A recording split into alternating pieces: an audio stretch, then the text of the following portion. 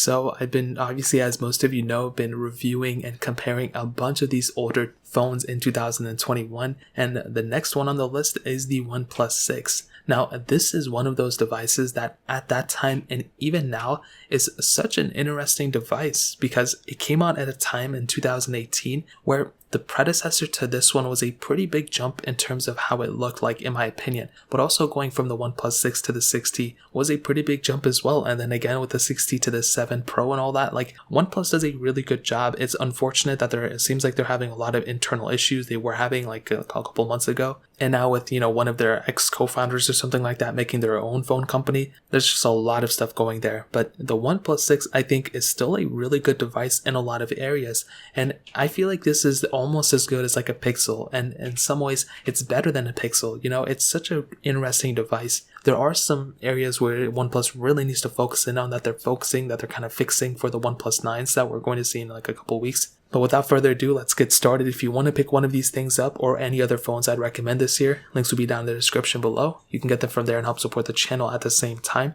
Now looking on the front, the OnePlus 6 has that 6.28-inch optic AMOLED display, and it's a 1080p panel. And I think for the most part, this panel is still actually pretty good for the most part. I really don't think there's that much to hate on it. There's a little bit of bezel around the whole entire panel, but it has that really strong notch. It's one that it's not as bad as like a Pixel 3 XL, not by any stretch, but it does protrude a little bit. It just strikes me as something more like sharp than something like an iPhone 10 in my opinion. I'm not really too sure why that is, but I still think OnePlus did a good job at keeping all the other bezels relatively slim, including the bottom bezel too. So I really don't think that's that big of a deal. But to be honest, at this point, and I said it before and I'll continue to say it, like 1080p on this type of device on this panel is actually not bad. Like it still looks like a pretty decent panel all around. So I think for sure that this panel is still extremely good, and the front of this phone looks really, really good. Now you do have USB Type-C on this thing, which I'm always happy to see. No memory card or anything like that. And on the back, you have that glass back, which still feels really good. It definitely doesn't feel cheap at all.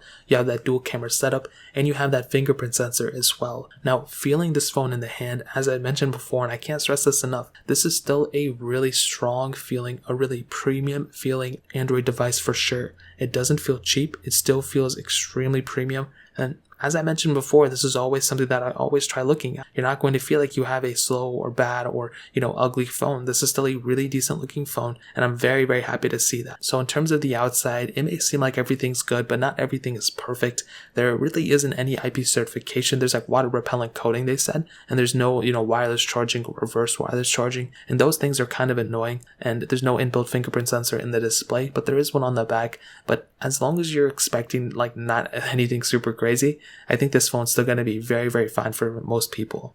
Now hitting on the cameras, we have to do it. This phone, as I mentioned before, has that dual camera setup on the back, a 16 megapixel wide angle lens, and then a 20 megapixel wide angle lens as well. So I guess there wasn't an ultra wide or a telephoto or anything. Now I'm not too sure what that additional lens was at the time, but I'm sure it helped out some photos.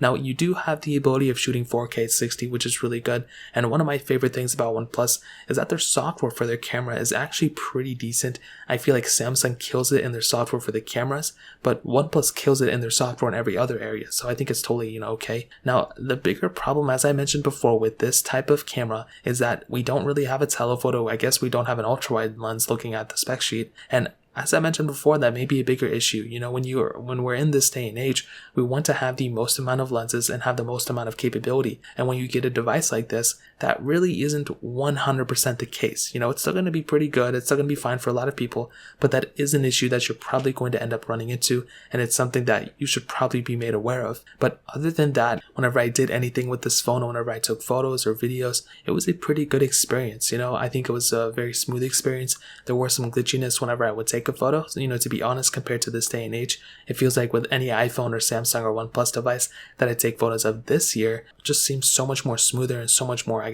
faster in a way. But I really do think this device, for the most part, is still totally okay for that back camera. The front camera, on the other hand, may be the bigger issue. So it's a 16 megapixel lens, and I feel like we've had 16 megapixel lenses on every single OnePlus device for so many years now, and this is one of those bigger issues. Only 1080p at 30. I feel like in this day and age, as I mentioned before, we need to have at least 4K at 60 on the front.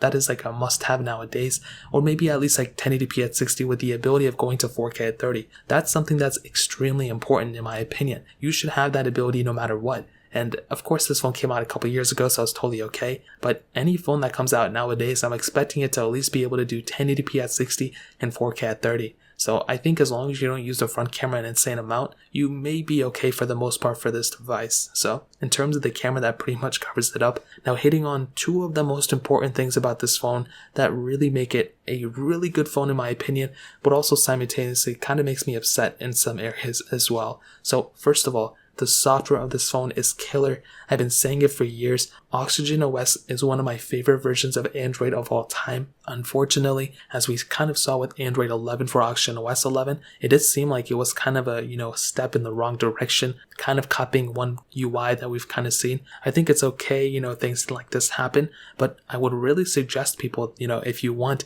getting a phone like this is still going to net you a very good experience for software, mostly because you can go ahead and custom ROM this thing. And that is by far one of my favorite things to do on a phone like this. You can go ahead and root it, custom ROM it, and you can go ahead and install whatever custom ROMs are available at that time. So it just allows you to have so much more functionality. Phones like the Samsung phones don't really allow us to have that capability. Other devices do, Pixels, old Nexuses, this one. There's a lot of phones that still allow us to do it, and I would highly recommend you guys to look into it. That is by far one of my favorite things about this phone for sure. Now the battery life is another thing that I'm actually kind of happy about too, but it definitely isn't like the best thing ever. I will tell you, I think for the most part, it's a 3300 mAh battery. I think it's a good size battery, and mostly because you don't really have to have like an insane amount of power running through this phone because it's fairly stock for the most part. But I really do think with the lack of reverse wireless charging, the lack of wireless charging, those are things that are very, very annoying on this type of device. I would expect it to get some type of feature like that at some point.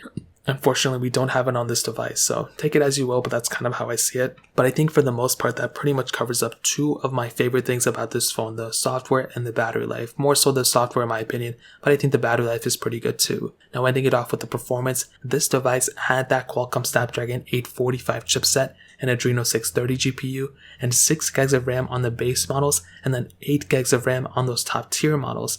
Now what I can tell you for the most part is that I think the performance of this phone is still really good for the most part. I think if you're going to be using a phone as an everyday device, this is still a really good, smooth performing phone. Now, it's not the most insanely fast phone in the world, and compared to something like a OnePlus 8, it may probably give you a different experience. I don't want to say it's slower or worse experience. The main advantages that we have in this day and age would definitely be the increase in refresh rate. We have 120 Hz or 90 Hz refresh rates, and those really awesome things to see, and it makes the phone feel that much smoother and that much faster. With this device, you're still getting a really good performing phone. It's still fast and all that stuff, but as I mentioned before, getting a phone like a OnePlus 8 or even a phone like a OnePlus 7 Pro is going to be netting you a smoother, faster experience overall. But with this phone, with the amount of RAM that's inside of it, it's still a really good amount of RAM for sure. Like, it's still fast, it's still smooth. I really haven't ran into too many issues, and I think for sure it's extremely fast, and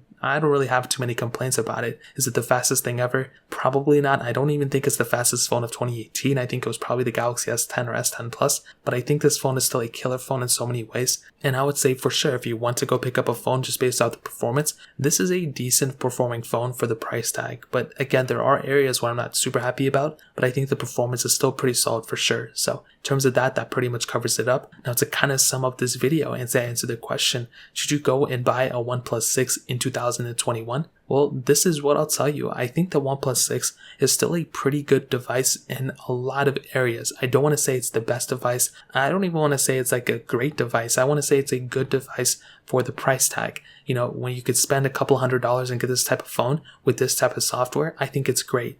Some pros of this phone, I think the screen for the most part is actually a pretty good screen from 2018. You obviously have USB-C on this thing. You have a fingerprint sensor on the back, dual camera setup on the back, very good software, pretty good performance. But there are some areas of this phone that I'm not super happy with, that when I compare it to other phones that came out even like a year after in 2019, phones like the Galaxy S10, and I think I said Galaxy S10 was the fastest phone in 2018, my bad. I meant Galaxy S9 Plus or something, or the Pixel of that year. But with this phone, when you look at the Galaxy S10, that phone is just a little bit more expensive than this one in the used market, but it has so much more going for you. You have IP certification. This phone doesn't have IP certification. It doesn't have wireless charging or reverse wireless charging. It doesn't have really that good of a front camera. I think the back camera is okay, but it only really has like 2 sensors and they're kind of the same thing, which I'm not really happy about. And those are really the main complaints. I think every single thing else about this phone is still really good for the most part. So take it as you will, but that's pretty much how I see it. If you guys want to pick one up or other phones I'd recommend, like I said, links will be down in the description. You can get that from there and help support the channel at the same time. Hit the like button if you guys enjoyed the video, but definitely hit that subscribe button. Every single subscriber that we get really does count, so me so much if you guys can hit that. Also check out the other links down in the description as well. My Twitter, my Instagram, my other channels. More importantly than everything else, I love every single one of you guys. Hopefully I'll catch you guys in the next video. Peace out till then.